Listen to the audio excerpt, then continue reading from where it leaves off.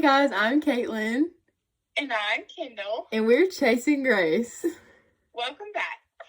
Week 8. Hi guys, so basically, Kendall's obviously not here. So we just wanted to get her on the FaceTime because it's really weird just it being me. So, bye Ken. See you later. Bye. Love you. Love you. So, guess what that means? You're stuck with me this week. And I'm really hyped about this, honestly, because I'm taking over. I mean, sorry if you guys don't like me. It's so weird sitting here by myself, and it's honestly a little sad. So, I'm just glad we could get Kendall on here so I didn't have to be like, I'm Kaitlyn, and just be like, we're chasing Grace.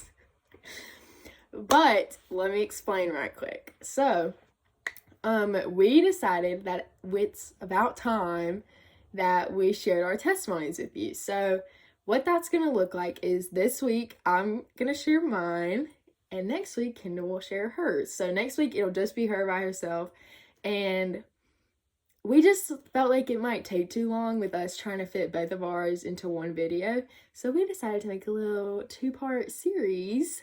So, here's mine this week, and we chose to share our testimonies because I figured it was about time, honestly, for y'all to get to know a little more about us personally. But it's just something that's always super, I don't know, super personal, obviously, to talk about, and we just wanted to make sure that we were ready to share that with you guys. So, I personally am a firm believer in testimonies. I love hearing people's, I love sharing mine. Like, it's just something that connects us in a way that's super easy to understand. Sorry, there was a bug. It's easy to understand, and you never know how similar your life might be to somebody else's, or your story, or your walk with God, and it's just a super easy way to connect to people. So, I have never been the type of person that, I've said this before, I'm not a speaker, preacher type person. Like, I'm not very knowledgeable of the Bible. I don't feel like I'm qualified to even be doing this. And so I literally count my blessings every day to have this opportunity to share with you guys, like, kind of what's been on my heart. And so basically, Kendall and I's testimonies are pretty similar up until we became teenagers, because obviously we've gone through the same, like, life. What's the word? She's not here to tell me what the word I'm trying to say is. Life experiences, I guess. So, my parents got divorced when I was 4, and I always start with that because it's honestly what has shaped my life up until this point, like, dramatically. And I don't say that to, like, make people feel sorry for me or anything. It just tells people a lot about who I am and about my life, because if you don't know that about me, you probably don't know very much about me. So, I always start with that. And I've always grown up in a church, like, literally the church that I go to and I grew up in and was baptized in is the church that my mom was baptized in, her mom was baptized in, and her mom was baptized in. So, me and Kendall are the 4th generation of women to be baptized at this church. Like, hello, that's a lot of pressure in itself. And so it just, I mean, it kind of felt like the right thing to do. Like, I was baptized when I was 7, which of course I don't regret it even a little bit. I never have regretted it, and I never will. But I do sometimes wish that I would have waited until I was older, because at that point in my life, I felt like it was something that I was supposed to do, more than a choice that I made for myself. It was because Kendall was baptized when she was 7, spoiler alert for her testimony. So I was like, well, that's what Kendall did, that's probably what I should do too.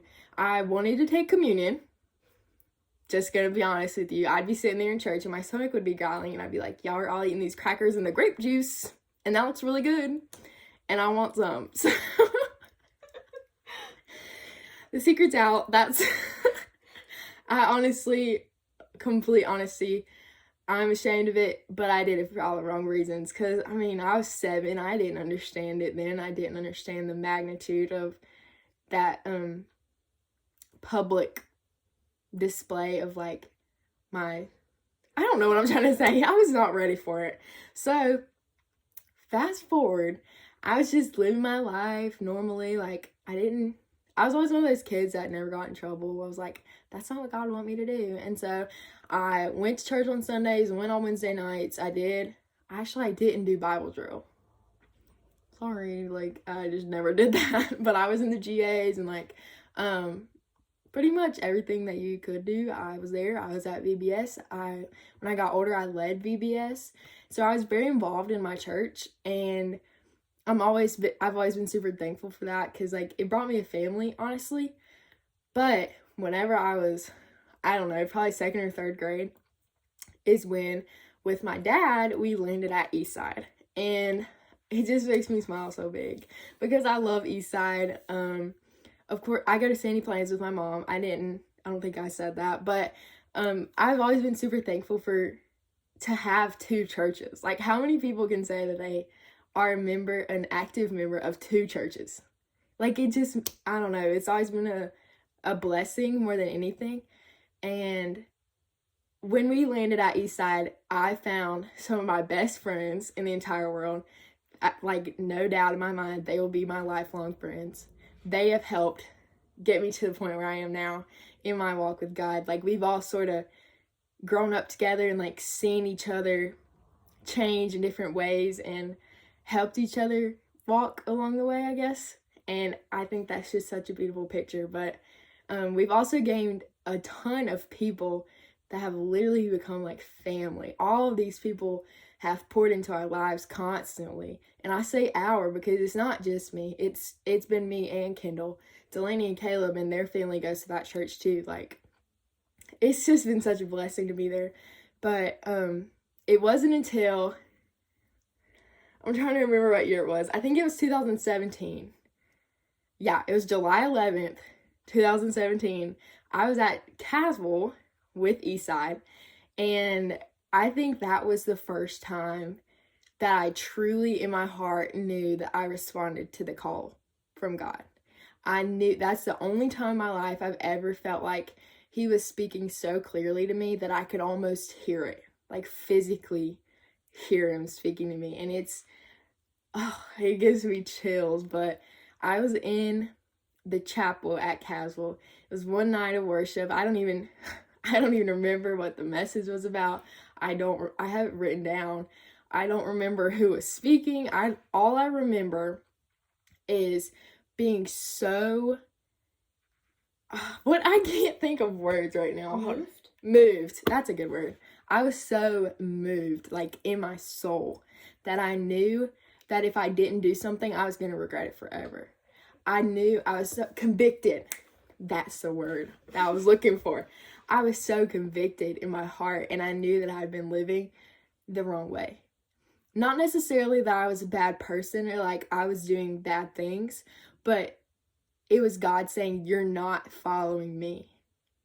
You accepted me, and you believe that I'm real, and you believe what I did with my son on the cross, but you're not following me. And I heard that. And I literally just broke down, bawled my eyes out in front of everybody, didn't even care. And they had an invitation to come to the front, and in different ways you could respond, like if you want to talk to people, stuff like that. And I was sitting there crying like this. I was literally like, tell me what to do. And I just got up, and I didn't even know that I had gotten up, but I stood up in front of everybody and just walked. And in that moment, I swear I could physically feel the weight of everything that I had been struggling with, everything that I had been like kind of battling in my life, going back and forth with, like saying, no, God, I'll give you this, but I'm not going to give you everything. And I physically felt that decision being made in my heart, where I was just like, all right, God, I'm here. I was only 13. Wait, Yeah, I was like 13. And I felt my life change. And I think that's super rare. I do not take that for granted even a little bit. I feel like not everybody has that vivid of a moment, maybe, or of a feeling, but everybody has that moment when God's like, you're mine and you're my child and you belong to me and I'm here for you. And that picture of having your father standing there with his arms wide open and just running to him and say, Dad, I'm here. I'm home now and I'm yours. And I walked to the front of the chapel, bawling my eyes out. I don't even remember seeing anything because I was crying so hard. But I went back and I prayed with our chaperones that were there that week. And still to this day, if people ask me when I was saved, I say I was baptized when I was 7. I was saved when I was 13. Like I never was rebaptized. I considered it, but I just felt like ultimately, I don't know. I feel like once you're baptized once, that's just a personal opinion. Like I was like, maybe there's going to be another moment in my life when I feel like I need to be baptized again. And then I'm going to eventually be like baptized like 5 times or something. Like, I just feel like it should be a one-time thing, personal opinion. You don't have to agree with me on that. But I just credit that moment in my life when everything changed. And even when I got back, I was like, oh God, I was so on fire. Like, I say that all the time. You come back from church camp and you get off this high, like you're all in. And then after a few weeks, it fades out. And eventually it did. It took longer than it usually did. I rode that wave out for a while, and then it faded. And I was back to my everyday life. Like, didn't really put a whole lot of effort in. I was just like, yeah, I had that moment. I was saved, and I am good. Good to go. Like, I'm fine. Everything's fine. I'm doing what I'm supposed to be doing. Kind of. Like, kind of back to that mindset where I was like, well, you can have this, but maybe not that. Like, I'll keep that for myself. And so it wasn't actually until very recently that I just discovered that what I was doing wasn't enough. And it's not easy to be a Christian and have a relationship with God. It's not as easy as walking to the altar at an altar call or whatever. And it's not as easy as that. Like, yeah, of course, you're saved. You're always going to be saved. Once you accept that call, it doesn't go away. It's not like it expires or something. But you still have to constantly, it's a daily thing. You have to daily wake up and accept that his mercies are new every morning. I love that. I put it on that little message board back there. Now it says subscribe to Chasing Grace, little plug, but it's just a daily thing, a daily surrender is how Kendall says it. You just wake up and you say, thank you, Lord, that I'm breathing another day. Help people to see you and me. Like, that's my prayer. Help people to see you and me, Lord. And so that's the same with reading my Bible or how I pray or how I worship. Like, and it's been super weird lately because, of course, we're not in church anymore. But Jesus is everywhere. He's not in a certain building on a certain place with a steeple. Like, he's in your car. I say that all the time. I love worshiping by myself in my car because then you don't have to worry about people like judging you or whatever. But I just be like, woo woo. So if you have never done that, highly recommend it. Worship by yourself in your car. Promise. But it's just a daily surrender. And I promise I'm not perfect. I still work on it every single day. That by us doing this podcast, well, actually, there's no podcast this week. Sorry, guys. But by us doing this video and this Chasing Grace, like, it truly has helped me personally more than anything. And I pray every day that it helps to impact at least somebody. Somebody's hearing it and somebody's listening to it. And maybe slowly but surely we're making a difference. I trust that with my whole heart. But maybe we never do. Like, maybe this never touches anybody, but it impacts me and it impacts Kendall. I know it does for a fact. So it's honestly come to the point where we're doing this for ourselves, kind of. But it's just, I don't want anything to portray that either of us are perfect at all.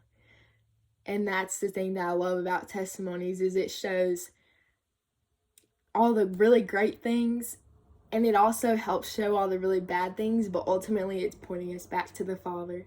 And so I just pray that by sharing our testimonies, by doing these videos, maybe it'll help point somebody else back to the Father. So, with that being said, thank you for listening, and I hope that, I don't know, maybe I shared a little piece of my heart or said something that maybe you needed to hear today. And it wasn't me, it was Jesus. He's here. I feel it. He's wherever you are. He just needs you to meet him there. So, thank you guys for listening, and we'll see you next week.